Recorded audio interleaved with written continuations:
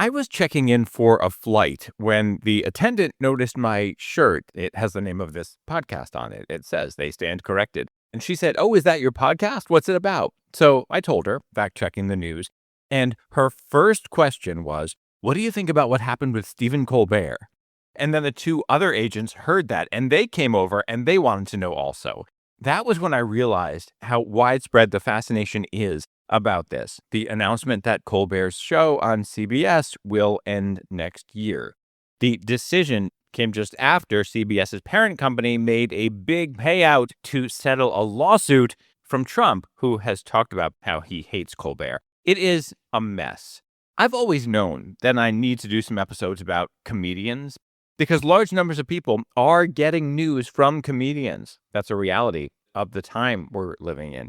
Ahead, you'll hear just how many. One very well-known comedian recently talked about how crazy and bad it is that people are getting their news from people in his profession. You'll hear him ahead, too. This story about Colbert and late night gets at crucial elements of what's going on in the news in our culture. Part of what it's about is the drama triangle. That's something you heard about a few weeks ago, in which the news so often falls into a template. Everything has to have a villain, a victim, and a hero. Those roles were quickly formulated here. Meanwhile, this story has been helping whitewash CBS News, which is a disaster on its own, even without corporate interference.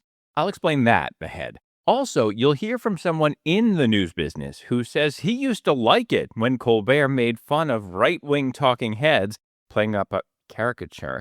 But he says now, well, you'll hear. It's an interesting take. And while very little fact-checking is done on comedians, someone did take on John Oliver over his representations of trans issues. Meanwhile, some people with big platforms are presenting what happened to Colbert as a test of our Constitution and our democracy. But there's a different lesson here, and it comes with a solution. It's the same one that allowed me to launch this show. All that coming up today on They Stand Corrected.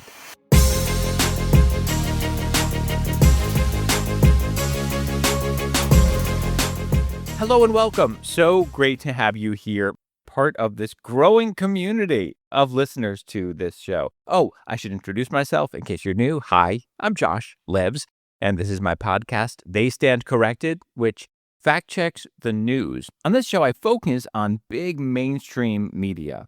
The mainstream media often do take on the right-wing media and point out things that they get wrong, but the mainstream media does not police itself. Big, powerful news organizations that present themselves as wanting to reach everyone, regardless of politics, they get so much wrong. I saw that during my 10 years on NPR, 10 years at CNN. When I was on CNN doing all this fact-checking on air, I regularly saw that it wasn't just the politicians and pundits who need to be corrected. There's so much being said and written in major news media that is not fact-checked and that is incorrect. This show comes along with something else, a newsletter packed with links and more information. I don't expect you to take my word for anything, so I post links there, and the responses there are amazing. The community there is growing as well. You can find the link in the show notes or at my website, joshlebs.com. The newsletter comes through a platform called Substack, and if you're already on Substack, you can find it there. Just look up my name or look up They Stand Corrected.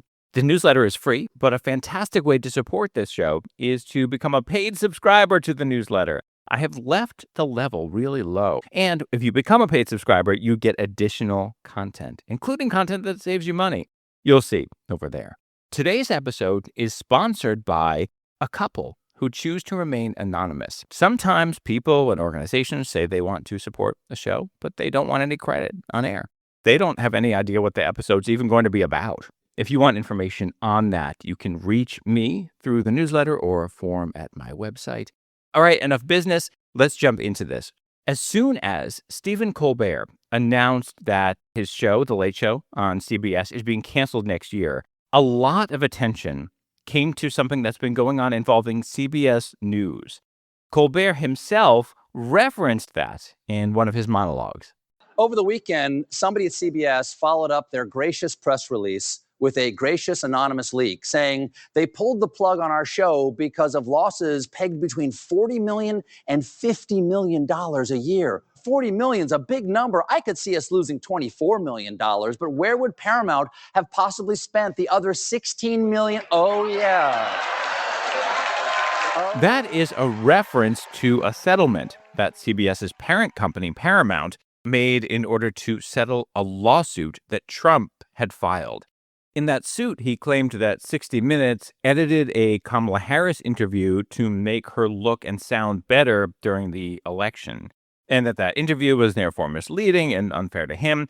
Rather than stand by it, CBS ended up caving and making a $16 million contribution that officially will go to his future library, and they're covering his legal expenses. Meanwhile, it just so happens that Paramount was trying to finalize a huge deal with a company called Skydance to sell CBS. That required government approval, federal government approval. And what a coincidence, after Trump's lawsuit was settled, that deal was approved.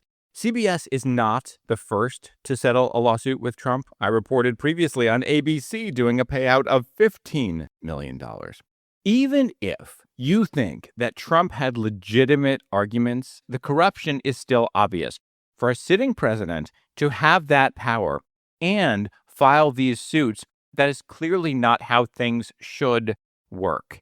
If he wants to sue as a private individual, maybe do so later on when he's no longer president and wielding presidential power. Meanwhile, Colbert is a huge critic of Trump, bashing him a lot. So there is every reason to be circumspect that canceling this show was not just a financial decision. But there is something huge being lost in all this.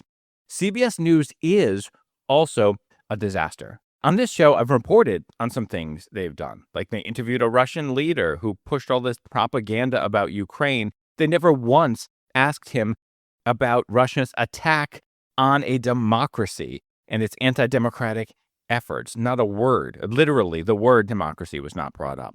Also, when an anchor of CBS News' morning show tried to do some journalism, he got in trouble for it with his own bosses. I did an episode about that. The short version is that there is an author of a prejudiced anti-Israel screed. This guy is famous and adored. His name is Ta-Nehisi Coates. He had basically a red carpet welcome across the mainstream media. And when one host on CBS News tried to present to him lots of facts that he's ignoring, radicalized people inside CBS complained about him trying to do that. And then there was a morning call. I shared the sound of it with you, in which executives at CBS slammed him for trying to do journalism. Sherry Redstone, a top official at Paramount, supported that anchor. So, in that case, she, at the corporate level, was the one standing up for journalism against leaders of CBS who were standing against it.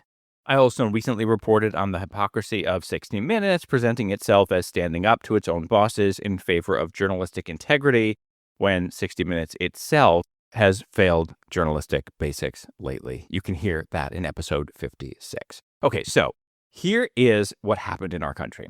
After the Colbert news broke, people quickly jumped into the drama triangle, in which there has to be a victim, a villain, and a hero. Colbert became the victim, along with CBS News. Corporate owners became the villain, throwing their news department under the bus and canceling him. Who became the heroes? Everyone who was openly supporting Colbert. They're basically being told you are a hero for standing by him. That includes fellow comedians like Jon Stewart on The Daily Show, who did this painful segment with a small gospel choir behind him. And forgive the language here, but this is what he did. Alrighty then.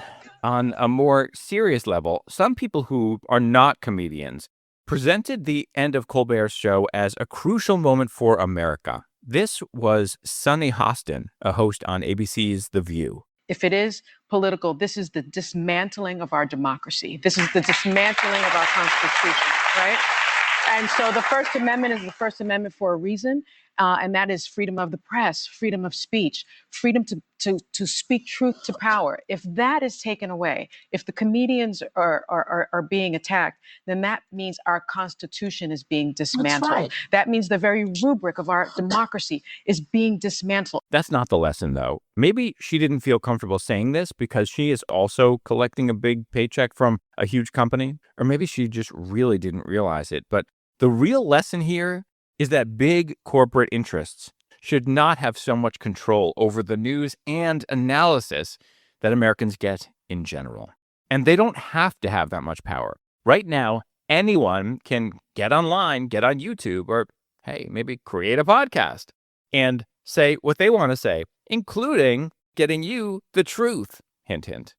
We still have that. That right has not been taken away. We have every reason to want to fight to protect our democracy, to make sure these rights are never taken away. And we should call out corporate interests for bad choices they make. But corporate interests are going to put their bottom line first. What really needs to be dismantled in our society is the hold that legacy media has had over America. If you love Colbert, great. He will almost surely be way better off for this. I mean, right now, he's like the hottest property in all of Hollywood. He must be getting tons of offers. He's reportedly currently making $15 million a year. Strong reminder why he really isn't a victim here. I'm sure he's getting offered way more than that now. He could get a daily radio show and podcast to compete with Joe Rogan and Howard Stern. He'll get so many offers. By the way, he also acts and sings, and he's been on Broadway. He's going to be able to do whatever he wants. It is simultaneously petty and gross that a sitting president cares so much what a comedian says about him. Trump has called for Colbert's cancellation, and he wants a bunch of others canceled as well. Trump celebrated his firing. A president should rise above and not care about that stuff. But Trump's ego and need to be worshipped are very powerful. I know that can be hard to hear for people who love him, but it's very clear that if you kiss up to his ego, you get things you want. That is a vulnerability for him, and because he's currently in charge of our government, for the country right now. Ending Colbert's show is not dismantling democracy. And he does have very clear bias. He's always coming down on the far left of everything. And he will be able to keep doing that, just somewhere else, unless CBS reverses course on this. There's a broader issue to explore here. Americans should not be getting news from comedians. Patton Oswald said that recently. You'll hear him coming up. Plus, how many Americans are getting their news from comedy shows? The answer is concerning.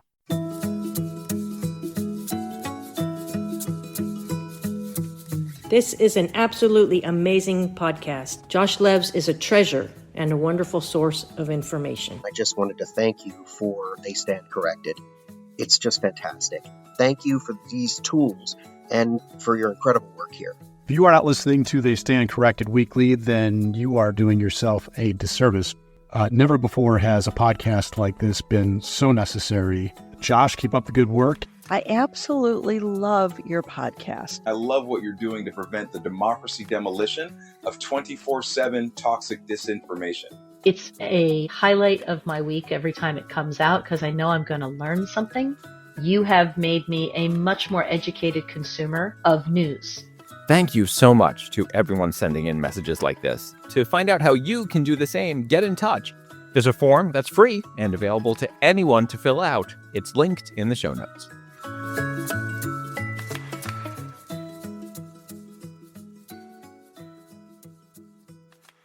A survey from 2022 found that 39% of Americans get news from comedians, and a big majority, 72%, get commentary about the news from them.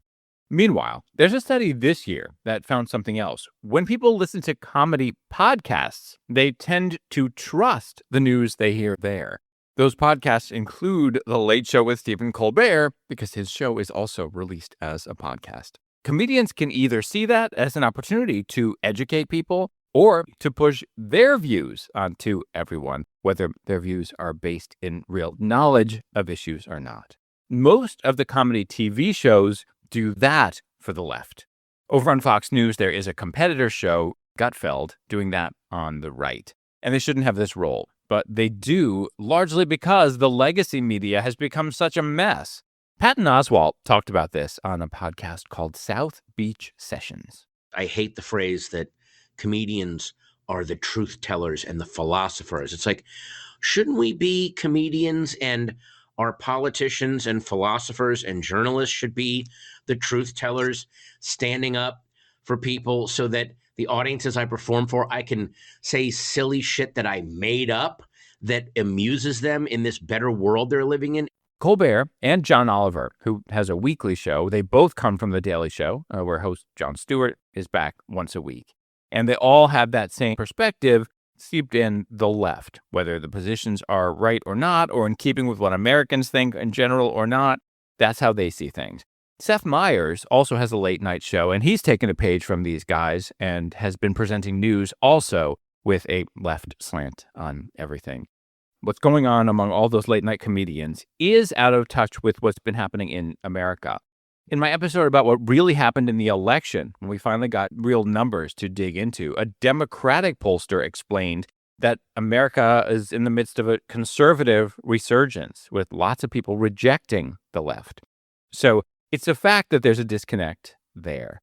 Also, I shouldn't need to say this, but neither side in our political sphere is always right about everything, obviously. So if people think, even on some subconscious level, everything Colbert tells me is true, he's this great source of truth. No, those shows do mislead people. A conservative website went through all of Colbert's guests since 2022 and found that all of them were liberals and Democrats, except the two Republicans who openly opposed Trump, Liz Cheney and Adam Kinzinger.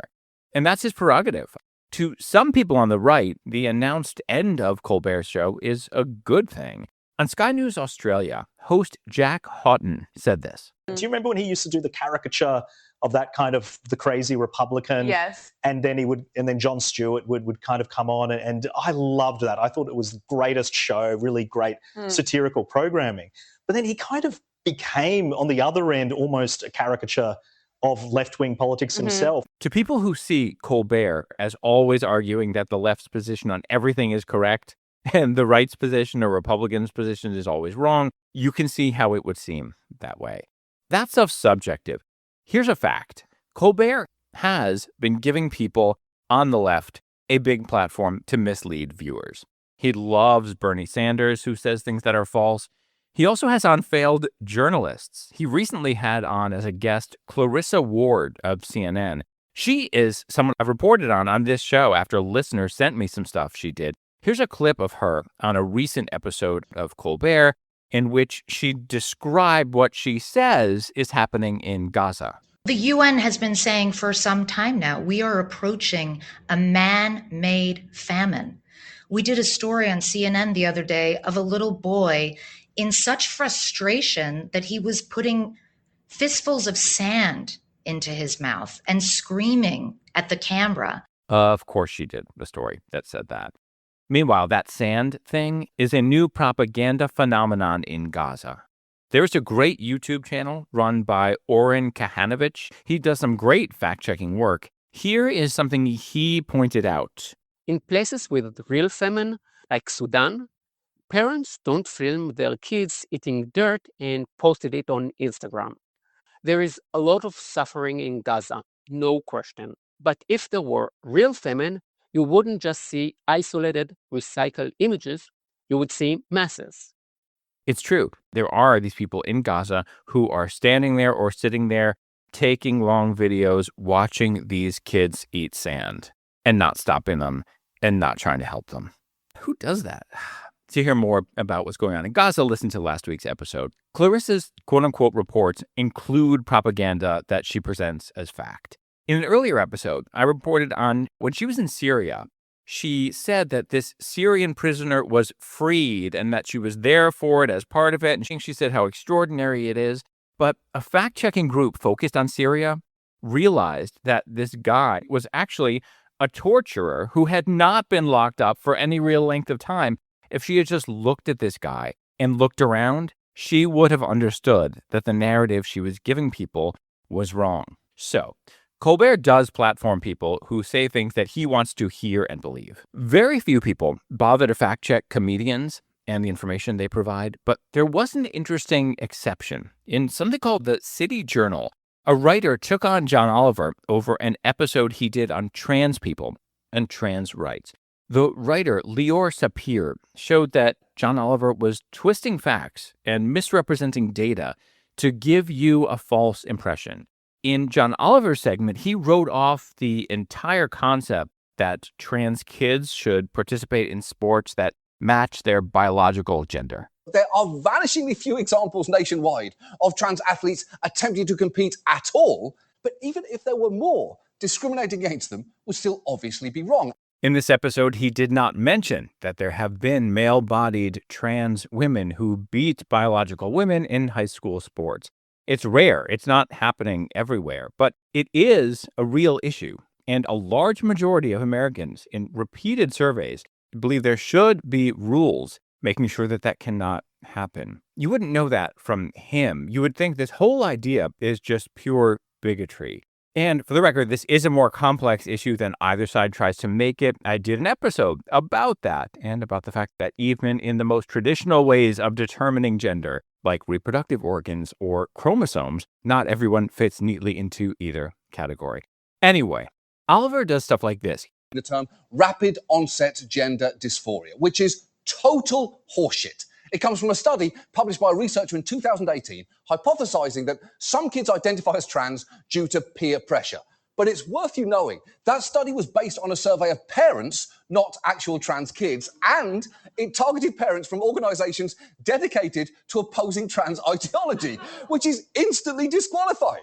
It's like citing a study claiming that all postal workers are terrifying hell demons sent to attack your family, but then learning that the researchers only surveyed a collection of anxious dogs. See how that works? He points something out about the study that you should know and then goes right into a joke. There's a rhythm to these things that helps convince people.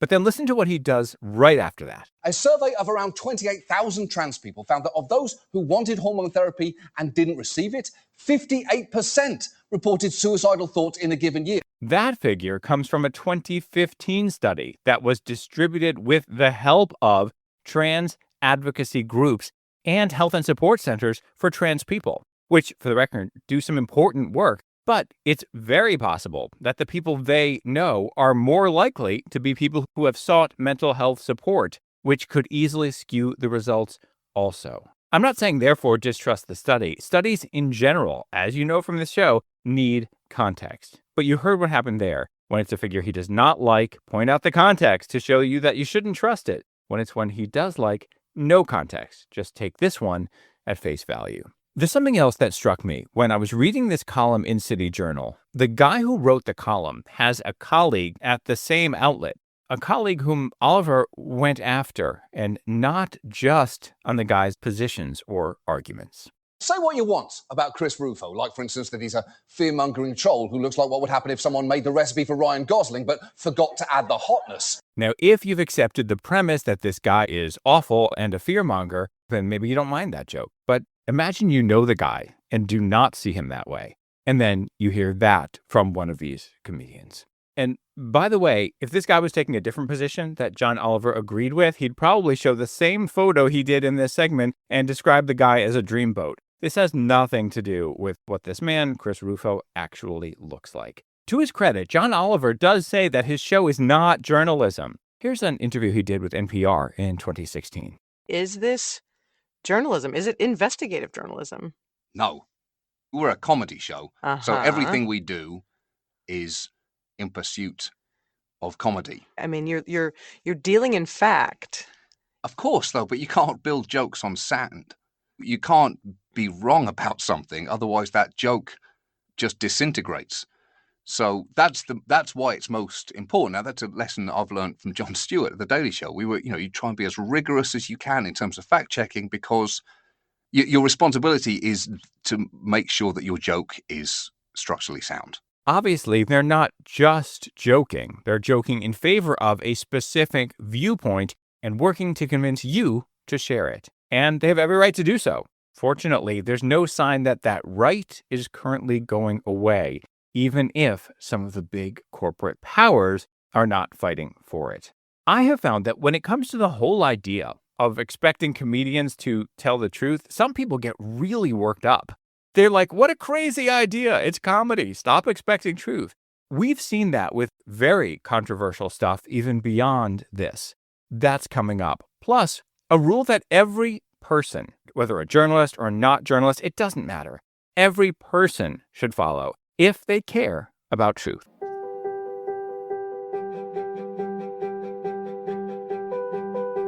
And now I'm pleased to introduce our speaker today, Josh Levs. We are blessed to be able to have a speaker this evening who speaks with a lot of heart. An outstanding author, a principled and groundbreaking journalist, a really engaging speaker and thinker. Broadcaster, journalist, and host of They Stand Corrected, the podcast fact-checking the news. Thank goodness. Josh spent 20 years reporting for NPR and CNN, where he developed unique expertise on nonpartisan fact-checking. He has been called Truth Seeker in Chief. Josh has won multiple Peabody Awards, Murrow Awards, and awards from the AP, from the Society of Professional Journalists, the National Association of Black Journalists, and more. His book, All In, was published by HarperCollins and won the Nautilus Gold Award for promoting positive social change. He has spoken to the United Nations, Congress, Google. And of course, I think is very cool, won a debate at Oxford. He launched his podcast and newsletter called They Stand Corrected to provide listeners with the truth in a world of disinformation. Clearly, he is a much-needed voice during these crazy times. It's my pleasure to introduce Josh Levs to you today. Please welcome. Please join me in welcoming Josh Levs.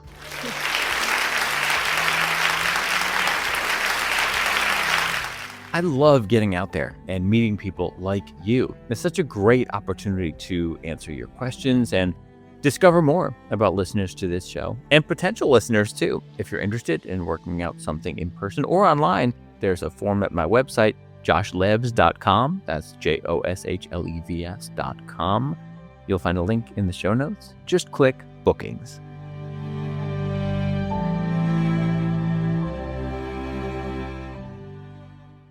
Battles over comedians and truth-telling are everywhere.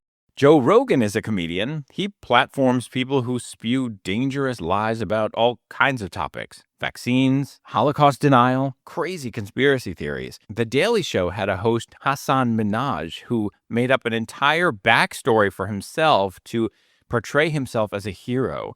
And then when he was caught, he insisted that he was just using the tools of comedy and that when it comes to news, he's telling the truth. But his lies were reasons we were supposed to trust him in that role. Dave Chappelle gave a monologue on Saturday Night Live that was awful. Sarah Silverman accurately called it wildly anti-Semitic. Just the other day, I heard from folks about how Jon Stewart had on the awful Peter Beinart for a long interview. I've reported on Beinart in the past. He gets basic facts wrong about Israel and the Middle East and U.S. politics, but people keep platforming him anyway. That segment, by the way, is stuff of nightmares. Two guys who think they're so progressive using their Jewish credentials to have a casual conversation about wiping one tiny nation off the face of the earth. Just Israel, not the Arab nations around it that were created at the same time through the same act of decolonization. You can hear more about that in episode 51. That whole idea rewards empires. So people are hearing all kinds of lies and misleading claims from comedians and the people they interview, and being influenced to take positions in the real world based on all that. When comedians say, hey, we shouldn't have to tell the truth, here's a response. A rule any person should follow. If you want people to believe that what you're saying is true, you have an obligation to make sure it is. All right, so if you're telling stories and having fun, joking, fine, say whatever. When you say something about a real world issue, or you invite someone onto your platform to talk about a real world issue, and you want people to believe that what they hear is true, you have an ethical obligation to make sure it is. Of course, if the media was doing its job, people would have trustworthy sources of truth to turn to, and this might be less of a problem. But right now, here we are in this situation together. So let's spread truth. You do that when you share this show, tell people about this show, rate and review it on the platforms. That means so much.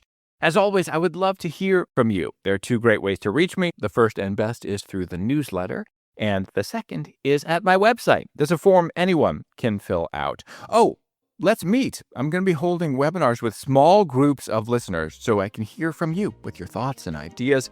You can learn about that in the newsletter as well. As always, thank you so much for listening. I will see you next week.